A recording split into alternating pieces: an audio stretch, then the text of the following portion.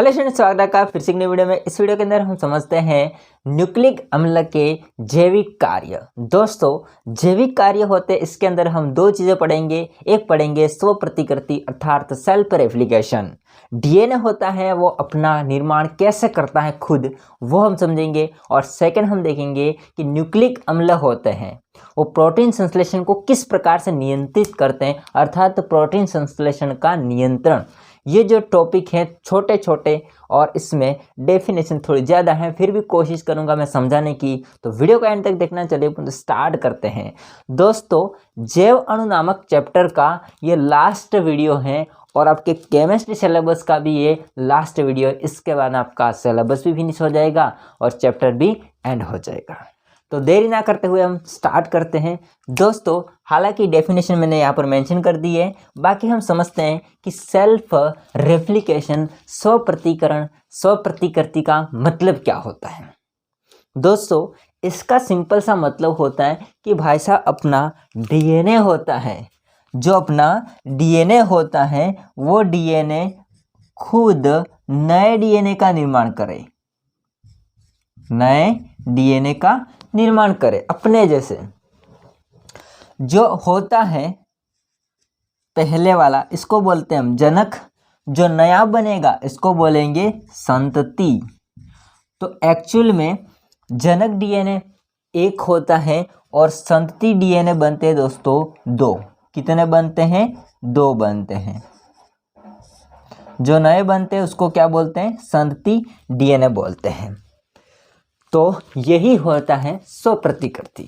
अब कैसे बनते हैं समझते हैं। आपको मैंने जो कल के वीडियो, हालांकि जो कल का वीडियो नहीं है बट लेक्चर नंबर जो आपका 15 होता है 15वां, इसमें आपको बताया है कि डीएनए होता है इसकी द्विकुंडलित संरचना। और इसमें आपको बहुत बारीकी से समझा रखा है कि किस प्रकार से डीएनए अपनी द्विकुंडलित संरचना को बनाता है। जाके देखिए, लिंक है डिस्क्रिप्शन में। बाकी हम लोग समझ लेते हैं इसको। देखिए दोस्तों, ये है आपका डीएनए की द्विकुंडलित संरचना। हम कह सकते हैं कि ये जनक का द्विकुंडलन है या द्विकुंडलित संरचना का भाग है। ठीक है, ये जनक द्विकुंडलन है, कुंडलनी भाग। ठीक है, इसमें दोस्तों बीच में होते हैं नाइट्रोजन क्षार। क्या होते हैं? नाइट्रोजन क्षारक, जो कि हाइड्रोजन बंध के द्वारा बंधे होते हैं। तो भाई साहब, आपको पता है कि ए होता है वो किसके साथ जुड़ता है? तो ए का पूरक जो क्षारक होता है वो होता है दोस्तों टी। सी का पूरक क्षारक होता है जी, ग्वानिन। टी मतलब थाइमिन होता है, ए मतलब एडिनिन, जी मतलब ग्वानिन, सी मतलब साइटोसिन। और टी का कौन हो जाएगा वापस से? ए का टी, जी का सी और ए का टी। यहां तक समझ आए आपको? तो ऊपर तो है अपना जनक द्विकुंडलन। अब क्या होता है? अब दोस्तों, उपयुक्त एंजाइम की उपस्थिति में, अब यहाँ पर अलग अलग एंजाइम होते हैं जो कि आप डिटेल से पढ़ोगे बायो के अंदर। ठीक है, बस आपको यहाँ पर इतना समझना है कि उपयुक्त एंजाइम की उपस्थिति में ये जो जनक का द्विकुंडलन है, अर्थात जो नाइट्रोजन क्षारक होते हैं वो हाइड्रोजन बंध के द्वारा आपस में जुड़े हुए हैं। अब इनमें हाइड्रोजन बंध होता है वो उपयुक्त एंजाइम की उपस्थिति में टूट जाता है। अब जब टूट जाता है दोस्तों, तो ये एक स्टैंड अलग हो जाता है, दूसरा स्टैंड अलग हो जाता है। ठीक है, चाहे आप इसको कुंडलन भी कह सकते हैं। एक कुंडली होता है अलग हो जाता है, दूसरी भी अलग हो जाती है, यानी कि ये दो श्रृंखलाओं में डिवाइड हो जाता है, दो स्टैंड अलग हो जाते हैं।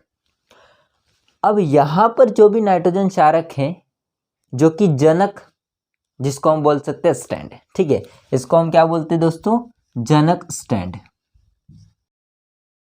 स्टैंड मैंने हिंदी में लिख दिया है,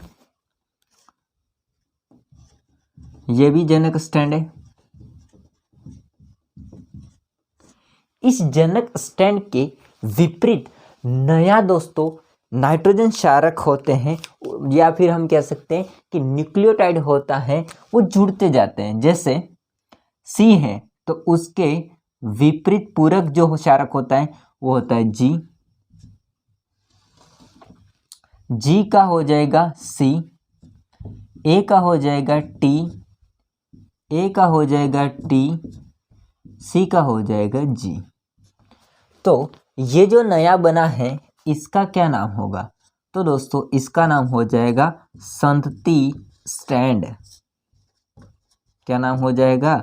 संतति स्टैंड। ठीक है, सेम यहाँ पर भी ए को छोड़ देते हम बीच में, यहाँ पर अलग हो गए हैं। बाकी यहाँ पर जी होता है, इसका विपरीत हो जाएगा दोस्तों सी। ठीक है, इस प्रकार से आगे जाएगा। सी होता है, इसका हो जाएगा जी। थोड़ा सा मैं यहाँ पर आपको दिखाई देगा जी। टी होता है इसका ए, टी होता है इसका ए, और जी होता है इसका सी। इस प्रकार से तो ये भी आपका क्या कहलाता है दोस्तों? जो नया बना है वो कहलाता है संतति स्टैंड। तो देखो जनक डीएनए था, इससे 2 नए डीएनए बने, संतति डीएनए बने। ठीक है, तो इस प्रकार से क्या होता है दोस्तों? सेल्फ रेप्लिकेशन होता है। बहुत ही सिंपल है, कुछ नहीं करना आपको। बाकी डेफिनेशन इसको पढ़ लीजिए, फिर हम समझते जाते हैं। डीएनए जो होता है दोस्तों, डीएनए वो आनुवंशिकता का रासायनिक आधार होता है। डीएनए होता है और आनुवंशिकता का रासायनिक आधार होता है। ऐसा क्यों?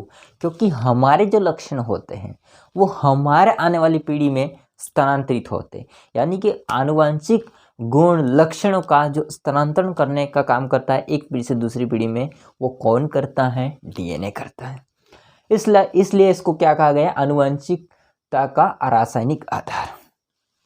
आनुवंशिक सूचनाओं का संग्राहक है, यानी कि जो आनुवंशिक सूचनाएं होती है उनको वो क्या करता है? संग्राहक करता है, मतलब बनाए रखता है। आ रही बात समझे? डीएनए होता है इसकी प्रतिकृति, रेप्लिकेशन कोशिका विभाजन के समय होता है। ये इंपॉर्टेंट बात है, यहाँ से क्वेश्चन भी बन सकता है कि भाई साहब स्वप्रतिकृति अर्थात सेल्फ रेप्लिकेशन डीएनए के अंदर जो होता है वो कब होता है? तो वो सेल डिवीजन के टाइम पे होता है। कब होता है? सेल डिवीजन होता है, कोशिका विभाजन होता है, उस टाइम पे होता है। जनक डीएनए, जो डीएनए होता है वो जनक डीएनए है, वो 2 संतति डीएनए में विभक्त हो जाता है, विभाजित हो जाता है। उपयुक्त एंजाइम की उपस्थिति में पहले डीएनए एक सिरे से हाइड्रोजन बंध के टूटने से 2 स्ट्रैंड, हाइड्रोजन बंध टूट जाएगा, उससे टूटने से 2 स्ट्रैंड होते हैं, उसमें अलग हो जाता है। प्रत्येक स्ट्रैंड पर उपयुक्त न्यूक्लियोटाइड जुड़ते चले जाते हैं। अब देखो न्यूक्लियोटाइड क्यों बोला है? क्योंकि यहाँ पर आपको 3 चीज़ें देखने को मिलती हैं। इसके बीच में होता है फास्फेट, शुगर, ये लाइन होता है, इसमें फास्फेट और शुगर होंगे, बाकी नाइट्रोजन क्षारक। तो एक फॉस्फेट, नाइट्रोजन क्षारक और शुगर, इन तीनों को मिला के क्या कहते हैं? न्यूक्लियोटाइड बोलते हैं। बट यहाँ पर लिखा गया है कि न्यूक्लियोटाइड जुड़ते चले जाते हैं, तो बहुत सारे हो जाएंगे तो पॉलीन्यूक्लियोटाइड हो जाएगा।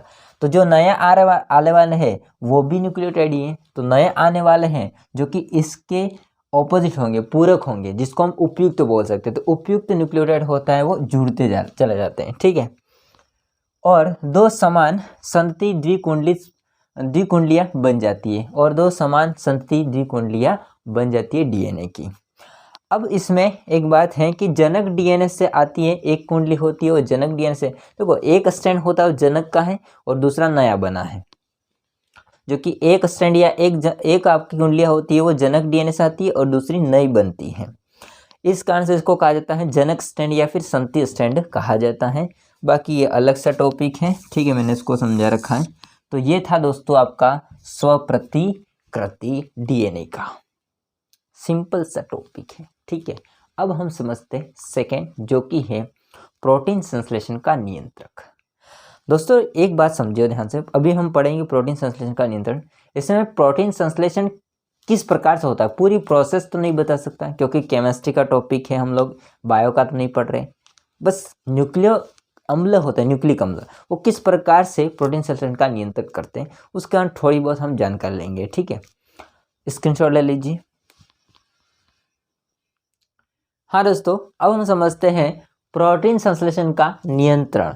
दोस्तों इसके अंदर मैं आपको कुछ बातें बताऊंगा। बाकी अगर डिटेल से प्रोसेस समझनी है कि किस प्रकार से प्रोटीन का निर्माण होता है, कौन कौन से आरएनए होते हैं, काम करते हैं, किस प्रकार से एमिनो एसिड जुड़ते जाते हैं, किस प्रकार से एमआरएनए काम करता है, किस प्रकार से टीआरएनए काम करता है, किस प्रकार से आरआरएनए काम करता है, राइबोसोम किस प्रकार से काम करता है, ये समझना है तो आपको दोस्तों बायो के अंदर समझना पड़ेगा डिटेल से। बाकी यहाँ कुछ बातें हैं उसको क्लियर कर लेते हैं।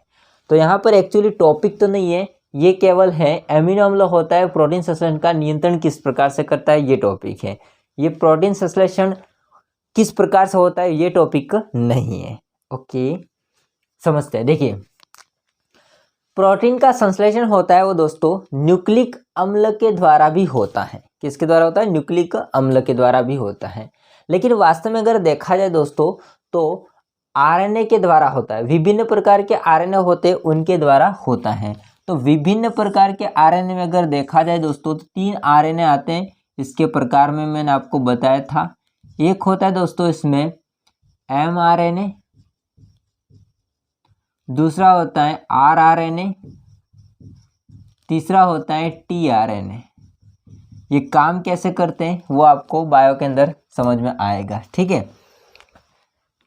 बाकी आगे बात कर लेते हैं दोस्तों। तो विशेष प्रोटीन होते हैं, विशेष प्रकार के जितने भी प्रोटीन होते हैं, इनका जो संदेश होता है, इनका जो मैसेज होता है वो कहाँ उपस्थित होता है? डीएनए में उपस्थित होता है। जो कि डीएनए कहाँ होता है? केंद्रक के अंदर, क्रोमोसोम्स में, ठीक है। डीएनए का वह भाग, डीएनए का ऐसा भाग, वह भाग जहाँ पर प्रोटीन संश्लेषण का नियंत्रण होता है। मतलब जहाँ पर प्रोटीन संश्लेषण का नियंत्रण होता है उस भाग को हम क्या बोलते हैं? जीन कहते हैं। क्या कहते हैं दोस्तों? जीन कहते हैं। एक मानव सेल के अंदर जो डीएनए होते हैं उसमें उपस्थित जीन की जो संख्या होती है वो कितनी होती है? 10 लाख होती है। कितनी होती है? 10 लाख होती है, ठीक है। आगे समझिए। न्यूक्लिक अम्ल की कुंडलनी पर उपस्थित 3 क्रमागत विषम चक्रीय क्षारकों के समुच्चय एक त्रिकूट ट्रिप्लेट कॉर्ड का काम करते हैं। कैसे? देखिए, तो दोस्तों यहाँ पर देखिए ध्यान से, यहाँ पर आपको कुछ देखने को मिलेगा जो कि ये है दोस्तों क्षारकों का त्रिकूट। ये क्या है? क्षारकों का त्रिकूट, त्रिककूट।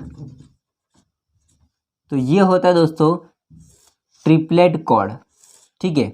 कौन कौन से? देखिए, एक ये रहा आपका फर्स्ट नंबर, ये रहा सेकेंड नंबर, थर्ड,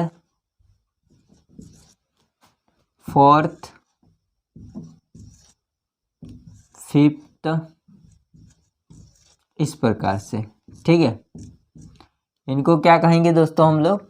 इनको कहेंगे एमिनो अम्ल की श्रृंखला, या इसको आप प्रोटीन भी बोल सकते हो, ठीक है। तो आपने देखा होगा एमआरएनए होता है, राइबोसोम आके लगता है और फिर टीआरएनए आता है और एमिनो एसिड होते हैं वो एक विशेष देखो यहाँ पर बात बोली गई है कि जो ट्रिप्लेट कॉर्ड होते हैं, त्रिकूट होते हैं, वो त्रिकूट इनका जो संबंध होता है, इनका जो रिलेशन होता है वो विशेष प्रकार के जो एमिनो एसिड होते हैं उनसे होता है। यानी कि इसके विपरीत एंटी कोडन आके जुड़ेंगे। ये कोडन होते हैं, उसके ऊपर एंटी कोडन आके जुड़ते जाते हैं। ये इस प्रकार से खींच सकता जाता है, आगे राइबोसोम इस प्रकार से खींच सकता जाता है और ऊपर वो किसको लेके आता है? वो लेके आता है एमिनो अम्ल, ठीक है। तो इस प्रकार से चेन बनती जाती है आगे, ठीक है। आप बायो के अंदर पढ़े होंगे इस प्रकार से। अगर यहाँ पर देखा जाए चेन बनती जाती है इससे, तो इस प्रकार से किसका निर्माण होता है? प्रोटीन का। आ रही बात समझे? बाकी यहाँ पर को डायग्राम भी दिखा दूंगा, देख लेना, ठीक है। इस लाइन को वापस पढ़ लीजिए दोस्तों। न्यूक्लिक अम्ल की कुंडली पर उपस्थित 3 क्रमागत विषम चक्रीय क्षारकों का समुच्चय होता है। तो 3 विषम चक्रीय क्रमागत, ये इस प्रकार से क्रम के अनुसार जुड़े होते हैं, ठीक है। समुच्चय होता है जिसको हम त्रिकूट ट्रिप्लेट कॉर्ड कहते हैं और इनका संबंध होता है विशिष्ट प्रकार के एमिनो एसिड से होता है।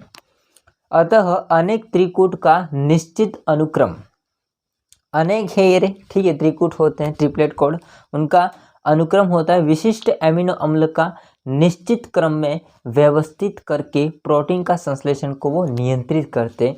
और इस प्रकार से जो एमिनो अम्ल होते हैं, विशिष्ट प्रकार के एमिनो होते हैं, उससे रिलेटेड होते हैं त्रिकूट, जो कि इनका अनुक्रम होता है व्यवस्थित होते जाते हैं और वो किसका नियंत्रण करते हैं, प्रोटीन संश्लेषण का नियंत्रण करते हैं।